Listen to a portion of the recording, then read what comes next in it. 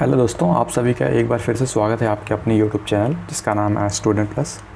UP DElEd BTC third semester math lecture के क्रम में आज हम पढ़ने वाले हैं इकाई 9 जिसका नाम है शेयर एवं लाभांश। इसको इंग्लिश में बोलते हैं शेयर एंड डिविडेंड। तो यहाँ शेयर जो टर्म यूज़ हुआ है स्पेशली कंपनी के लिए यूज़ हुआ है। देखते हैं पहला डेफिनेशन क्या है। पूंजी कैपिटल, किसी भी कंपनी में लगाया गया पूरा धन उस कंपनी की पूंजी कहलाती है। अब यहाँ पे देखने वाली बात है ये कंपनी होती क्या है। एक आपने नाम सुना होगा कंपनी एक्ट 1956 या फिर इसको अमेंड किया गया था 2013 में। कंपनी एक्ट 2013 के अकॉर्डिंग कंपनी की डेफिनेशन दी गई है। उसमें कंपनी से तात्पर्य एक व्यावसायिक संस्था से है। अब बहुत सारी कंपनियां होती हैं जैसे 1% कंपनी, प्राइवेट लिमिटेड कंपनी या फिर पब्लिक कंपनी। बहुत सारे टाइप्स होते हैं इसका डेफिनेशन कंपनी एक्ट 1956 या फिर कंपनी एक्ट 1913 में दिया गया है। और कोई व्यक्ति अगर कंपनी स्टार्ट करनी है उसके लिए कुछ प्रोसीजर्स होते हैं जिसको फॉलो करने पड़ते हैं। भारत में कंपनी से रिलेटेड जो भी प्रॉब्लम्स होते हैं, जो भी अगर सपोज़ आपको कंपनी स्टार्ट करनी है, कोई नया स्टार्टअप शुरू करना है, तो आपको एक मिनिस्ट्री है भारत सरकार की MCA, आपने नाम सुना होगा, मिनिस्ट्री ऑफ कॉरपोरेट अफेयर्स, उससे कांटेक्ट करना पड़ता है। इसके साइट में जाके आपको रजिस्ट्रेशन कराना पड़ता है अगर कोई भी कंपनी आपको शुरू करनी है। तो ये तो हो गई कंपनी की बात। किसी भी कंपनी के लिए अगर सपोज आपने MCA की वेबसाइट पे जाके, मिनिस्ट्री ऑफ कॉरपोरेट अफेयर्स की वेबसाइट पे जाके कंपनी के लिए रजिस्ट्रेशन कंप्लीट कर लिया, सारे फॉर्मेलिटीज़ पूरी कर दी, तो आपको कंपनी से आपने एक संस्था तो खोल ली, लेकिन इसको चलाने के लिए पैसे की ज़रूरत पड़ेगी, कैपिटल पूंजी की तो ज़रूरत पड़ेगी ही। तो पूंजी का तात्पर्य क्या है? किसी भी कंपनी में लगाया गया पूरा धन उस कंपनी की पूंजी कहलाती है। जैसे जिसका उद्देश्य आय का सृजन करना होता है। जैसे कोई भी स्टार्टअप आपने शुरू किया है तो उसको चलाने के लिए आपको इनिशियल कुछ तो कैपिटल चाहिए, इनिशियल कुछ तो मनी चाहिए जिसको इन्वेस्ट करके आप कुछ प्रोडक्ट बना सकते हो। तो वही होता है जो उसका इनिशियल जो प्राइस होता है, इनिशियल जो मनी होता है, कैपिटल। सिंपल सा वर्ड है, आप देख सकते हो, पूंजी मतलब कैपिटल होता है, सृजन करना होता है। अब ये तो गया सृजन। अब नेक्स्ट शेयर का तात्पर्य क्या है? जैसे फॉर एग्ज़ाम्पल आपने कंपनी तो शुरू कर दी, लेकिन आपके पास कैपिटल नहीं है। कैपिटल अर्न करने के लिए मार्केट से लोन लेना पड़ेगा या फिर किसी बैंक से मार्केट से नहीं, बैंक से लोन लेना पड़ेगा, या तो आप मार्केट से पैसे उठा लो। मार्केट से पैसे कैसे उठा सकते हो? अपनी कंपनी के शेयर्स को मार्केट में बेच डालो। तो शेयर का मतलब होता है एक हिस्सा। जैसे कंपनी है, कंपनी को चाहिए पूंजी 10,000 रुपये, तो 10,000 उसको प्राप्त करने के लिए, क्योंकि 10,000 मैं तो एग्जांपल के लिए बोला, कंपनी 10,000 की ज़रूरत नहीं, जैसे करोड़ों रुपए की ज़रूरत पड़ती है। जैसे किसी भी कंपनी को चलाने के लिए हमको चाहिए 10 करोड़ रुपए, तो 10 करोड़ रुपए तो हम आसानी से मिल नहीं पाएगा ना। तो उसके लिए क्या करेंगे, हम पब्लिक से अपने कंपनी का जो शेयर होगा, जो उसकी वैल्यू होगी, उसको हम शेयर के फॉर्म में मार्केट में बेच देंगे। कोई भी व्यक्ति उसका शेयर खरीद कर और पूंजी एज अ ओनर ट्रीट कर सकता है। किसी भी पूंजी को प्रायः समान इकाइयों में बांट दिया जाता है। प्रत्येक इकाई को शेयर कहते हैं। जो कंपनी का पूंजी होती है, कैपिटल, तो एक ही व्यक्ति कोई तो दे नहीं पाएगा। जैसे 10 करोड़ चाहिए तो कोई एक व्यक्ति तो देगा नहीं। इससे अच्छा बहुत सारे लोगों से वो 10 करोड़ ले लिया जाए। कैसे लेंगे? तो अपनी कंपनी का शेयर आप लॉन्च कर दो। तो शेयर लॉन्च करने के लिए भी कुछ क्राइटेरिया होते हैं जिसको आपको फॉलो, जैसे जैसे कि मैंने पहले ही बताया आपको, कंपनी बहुत सारे टाइप्स की होती हैं। जैसे public sector company, private limited company, 1% company और भी बहुत सारे। तो जो 1% कंपनी होता है, ये लोग अपना शेयर इशू नहीं कर सकते मार्केट में। या तो प्राइवेट लिमिटेड होनी चाहिए या कोई पब्लिक सेक्टर की कंपनी होनी चाहिए, वो अपना शेयर मार्केट में लॉन्च कर सकती है। तो जो पहली बार जब भी कोई कंपनी शेयर लॉन्च करती है उसको बोलते हैं IPO, initial public offer. IPO आपने नाम सुना होगा, IPO initial public offer, first time जो शेयर जारी करती है कोई भी कंपनी।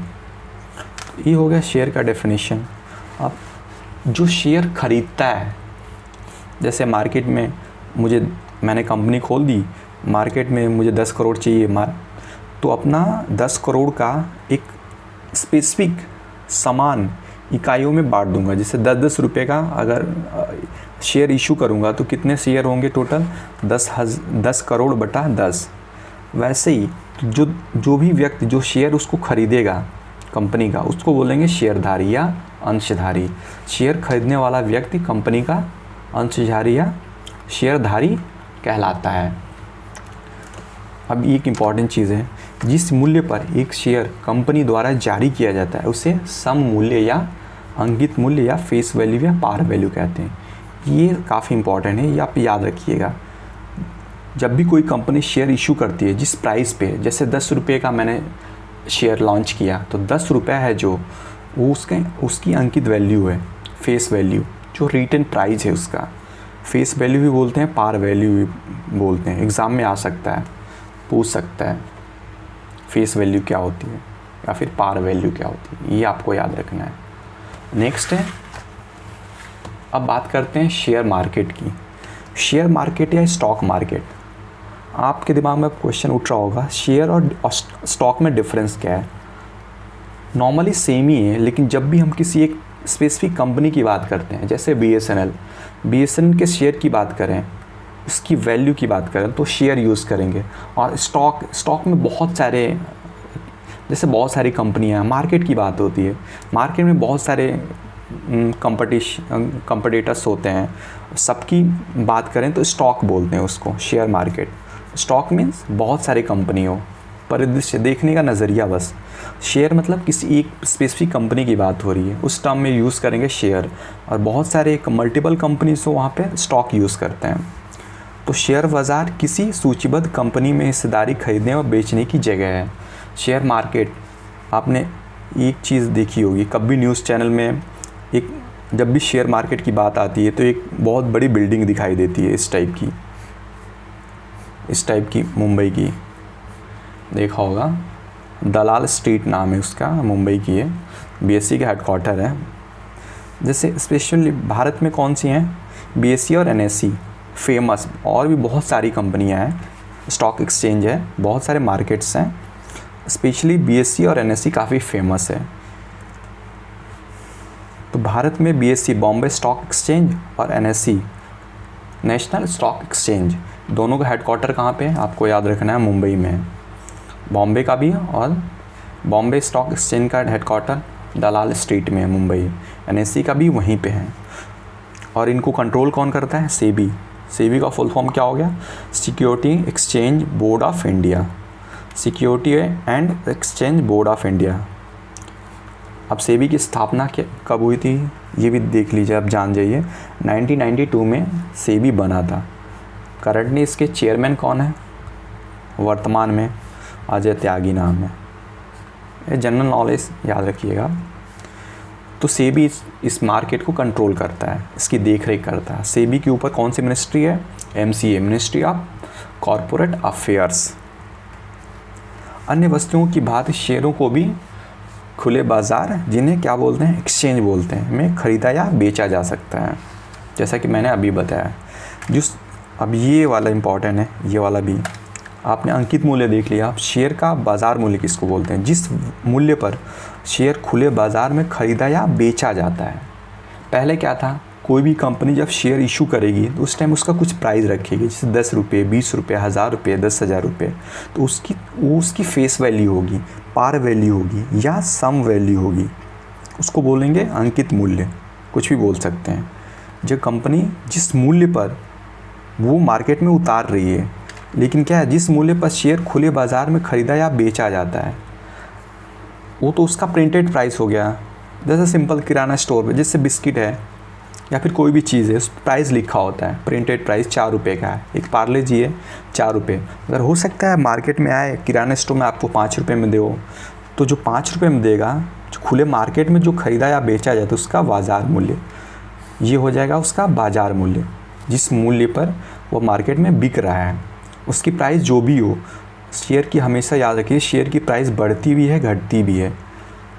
जब शेयर का बाज़ार मूल्य उसके अंकित मूल्य से अधिक हो, जैसे कोई भी बिस्किट है पार्ले जी, उसका प्रिंटेड प्राइस क्या है 4 रुपये, लेकिन अगर वो बेचने अगर कहीं आप गए, उसको ख़रीदना है 5 रुपये मिलता है, तो आप प्रॉफिट में हो, शेयर की वैल्यू बढ़ रही है। तो उसी हिसाब से अगर आप कोई शेयर ख़रीदने गए जिसका प्रिंटेड वैल्यू 10 रुपये थी, लेकिन अगर आपको मार्केट में मिल रही है 11 रुपये, तो हम क्या बोलेंगे, शेयर अंकित मूल्य के ऊपर है या अधिमूल्य पे है। ये टर्म हमेशा याद रखिएगा इन सबको। जब शेयर का बाज़ार मूल्य उसके अंकित मूल्य से ज़्यादा होता है तो हम कहते हैं अधिमूल्य पर है। शेयर क्या है, अंकित मूल्य से ऊपर या अधिमूल्य पे है। यदि बाज़ार मूल्य अंकित मूल्य से कम में है, बाज़ार मूल्य जिसकी फेस वैल्यू है उससे कम है, तो हम क्या कहेंगे कि जो शेयर है अंकित मूल्य से नीचे है या बट्टे पर है। ये टर्म याद है, बट्टे पर है, शेयर की वैल्यू बट्टे पर है। कहने का मतलब क्या है, शेयर की जो वैल्यू है उसके प्रिंटेड प्राइस से कम पे है, मार्केट प्राइस उसका अंकित मूल्य से कम पे है। यदि शेयर का बाज़ार मूल्य और अंकित मूल्य दोनों समान हो तो क्या होगा, हम क्या बोलेंगे, शेयर अंकित मूल्य पर है। ये सारे टर्म्स आपको याद होने चाहिए, आप ध्यान रखिएगा। नेक्स्ट देखते हैं अब डिविडेंड क्या होता है, लाभांश। जब भी किसी कंपनी को वर्ष के अंत में लाभ होता है तो वह लाभ का कुछ भाग नई मशीनों को खरीदने, मरम्मत करने अथवा इत्यादि करने में आरक्षित करने के पश्चात शेष लाभ को कंपनी के अंशधारियों को उसके द्वारा खरीदे गए शेयरों के अनुपात में बांट दिया जाता है। इस लाभ को लाभांश कहते हैं। कहने का मतलब क्या है, जैसे 1 साल कंपनी ने अपना वो बिज़नेस चलाया, उसके बाद फाइनल में जो उसको प्रॉफिट होता है, उस प्रॉफिट को क्या करेगी, सबसे पहले अगर कोई मशीन, जैसे कंपनी में मशीन भी हो सकती है, तो मशीनों को कुछ मरम्मत करना उनको, या फिर नई मशीनें ख़रीदनी हैं, उन सब को ख़रीदने के बाद जो पैसे बचते हैं एक्स्ट्रा, जो डिविडेंड लाभांश जो बचता है, प्रॉफिट, उसको क्या करती है कंपनी, जो उसके शेयर होल्डर्स हैं जिन्होंने शेयर ख़रीदा है, उनको बराबर बराबर अनुपात में बांट दिया जाता है, तो उनको बोलते हैं लाभांश, उसी को बोला जाता है लाभांश। लाभांश केवल अंकित मूल्य पर ही दिया जाता है, यह बात हमेशा आप याद रखिएगा। ये वाला टर्म पूछा भी जा चुका है, 2000 एग्ज़ाम सेमेस्टर में पूछा गया है, सेमेस्टर एग्ज़ाम 2017 ये पूछा गया था डायरेक्टली, लाभांश किस मूल्य पे दिया जाता है, तो याद रखिए लाभांश हमेशा अंकित मूल्य पे दिया जाता है। यह लाभांश प्रतिशत की दर से वितरित किया जाता है, परसेंट पे मिलता है ये। अब ये तो हो गया लाभांश, डिविडेंड। अब नेक्स्ट आता है दलाल या दलाली, इसको ब्रोकर या ब्रोकरेज। जैसे आपने देखा होगा कोर्ट में, अगर आपका किसी के साथ झगड़ा हुआ तो अब अगर कोर्ट में जाएंगे तो वहाँ पे वकील होते हैं। अब हमें वकील की ज़रूरत क्यों पड़ती है, क्योंकि हम जो भी टर्म्स होते हैं कोर्ट से रिलेटेड, जो भी इंफॉर्मेशन हमारे पास नहीं होती है, वो एक्सपर्ट होती हैं, उनको पता होता है किस जुर्म के लिए कौन सी धारा लगेगी एक्सेट्रा, बहुत सारी बातें। वैसे ही हमको डायरेक्टली तो पता नहीं है कि हमें कौन सी कंपनी का शेयर ख़रीदना है, कौन सा खरीदेंगे तो प्रॉफिट होगा, क्या खरीदेंगे तो लॉस होगा, उसके डिफरेंट टर्म्स एंड कंडीशंस क्या है, ये तो हमको पता नहीं है। ये जानने के लिए कुछ ब्रोकर होते हैं, स्पेसिफिक नॉलेज होता है, एक्सपर्ट होता है इस फील्ड का, शेयर मार्केटिंग, स्टॉक मार्केटिंग का। तो प्रायः शेयर ऐसे व्यक्तियों के माध्यम से खरीदे या बेचे जाते हैं जिनका शेयर बाज़ार का विशेष ज्ञान होता है, विशेषज्ञ होते हैं, एक्सपर्ट होते हैं शेयर मार्केट से रिलेटेड, उनको इन्फॉर्मेशन होती है। इन व्यक्तियों को हम क्या बोलते हैं, ब्रोकर या दलाल। और दलाली किसको बोलते हैं, जब भी आप शेयर खरीदते हो या बेचते हो तो आपको जैसे वकील को फ़ीस देना पड़ता है कोर्ट में, वैसे ही इनको भी तो कुछ ना कुछ पैसे तो चाहिए, फ्री में तो आपका काम करेंगे नहीं। तो ये व्यक्ति अपनी सेवाओं के लिए शेयर बेचने या खरीदने वालों से कुछ कमीशन या फीस लेते हैं। जैसे कोर्ट के मामले में वकील, दलालों द्वारा लिए गए कमीशन को ही दलाली कहते हैं। सेम वकील जैसे फ़ीस लेते हैं वैसे ये लोग दलाली लेते हैं। अब कुछ चीज़ें याद रखिए, जैसे नोट्स, इसका क्या है, दलाली हमेशा शेयर के बाज़ार मूल्य पर लिया दी जाती है। ये देखिए, अभी तक आपने क्या, लाभांश क्या होता है, याद रखिए, लाभांश केवल अंकित मूल्य पे ही दिया जाता है, लेकिन जो दलाली है, ब्रोकरेज है, वो हमेशा बाज़ार मूल्य पर दिया जाता है। ये टर्म आपको याद रहना चाहिए, ना कि उसके अंकित मूल्य पे। अंकित मूल्य पे क्या दिया जाता है, लाभांश, डिविडेंड, और दलाली किस पे दी जाती है, उसका मार्केट प्राइस क्या है, उसकी जो मार्केट वैल्यू है उस पर। किसी शेयर को बेचने पर प्राप्त राशि, एक चीज़ हमेशा याद रखिए, आप कभी शेयर, जैसे आपने शेयर खरीद लिया है तो आप खरीदते टाइम पे भी आपको ब्रोकरेज या दलाली देनी पड़ेगी, और बेचते टाइम पे भी आपको ब्रोकरेज देनी ही पड़ेगी। दोनों टाइम्स, या खरीदो या बेचो, दलाल की दलाली तो चाहिए ही चाहिए। तो बेचने पे क्या होगा, जो जैसे कोई भी शेयर है 100 रुपये का है, 100 रुपये की इसकी अंकित वैल्यू है, अंकित मूल्य है या फिर फेस वैल्यू है, लेकिन उसका मार्केट प्राइस हो सकता है 110 रुपये हो।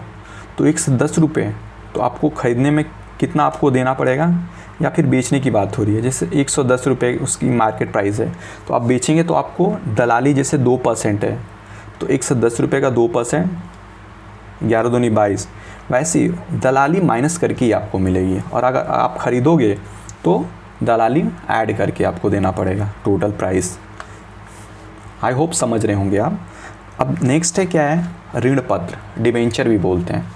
ये एग्जैक्टली ऑलमोस्ट यूँ कहें तो शेयर जैसे ही होता है, लेकिन ये पेपर्स के फॉर्म, जैसे बॉन्ड, जैसे कंपनी है या तो शेयर इशू कर सकती है, या तो कंपनी का पेपर ही वो बेच दे, किसी को गिरवी रख दे। तो त्यागपत्र, जो ऋण पत्र होता है, वो एक तरह का बॉन्ड होता है, कंपनी का पेपर ही होता है, उसको वो मार्केट में गिरवी रख के पैसे उठा सकती है एज अ कैपिटल। तो ऋण पत्र एक प्रकार का डॉक्यूमेंट होता है जो कि किसी कंपनी द्वारा ऋण सर्जित करने में प्रयोग किया जाता है। यह एक तरह का बॉन्ड है, इसे ऋण की सबसे छोटी इकाई कहा जाता है। एक तरह का क्या है, ये बॉन्ड ही होता है। इसका उद्देश्य भी सामान्यतः वही है जो शेयर जारी करने का होता है, अर्थात पूंजी का संग्रहण करना।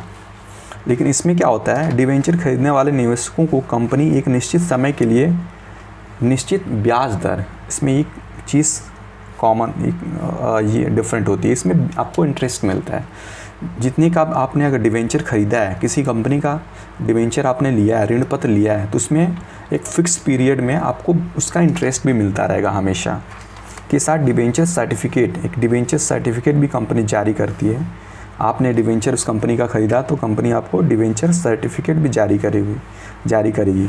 इस निश्चित समाअवधि के बाद बॉन्ड धारक अर्थात ऋण पत्र धारक जो ऋण पत्र खरीदा है को मूलधन ब्याज सहित वापस मिल जाता है। एक फ़िक्स पीरियड, जैसे डिवेंचर आपने ख़रीदा है 10 साल के लिए, तो 10 साल के बाद आपको उसका ब्याज तो मिलेगा ही, प्लस उसका मूलधन और बाकी जो भी आपने इन्वेस्ट किया है उसका प्राइस आपको ब्याज सहित वापस मिल जाता है। ये बात हुई डिवेंचर।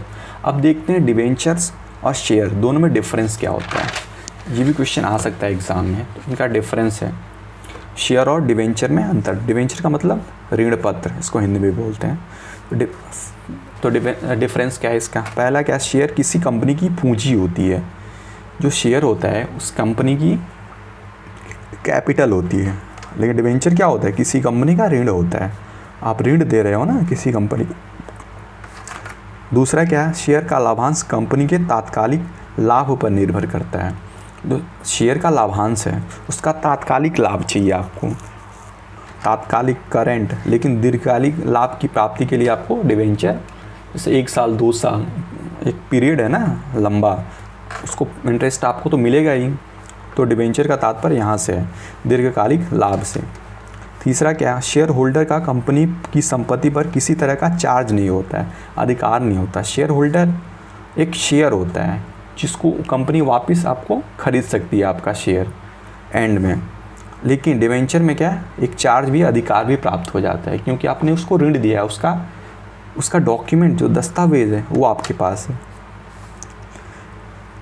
चौथा क्या है, अंशधारी को लाभ के तौर पर लाभांश प्राप्त होता है। अंशधारी को क्या है, जो शेयर होल्डर है, एंड में आपको क्या प्राप्त होगा, उसका डिविडेंड।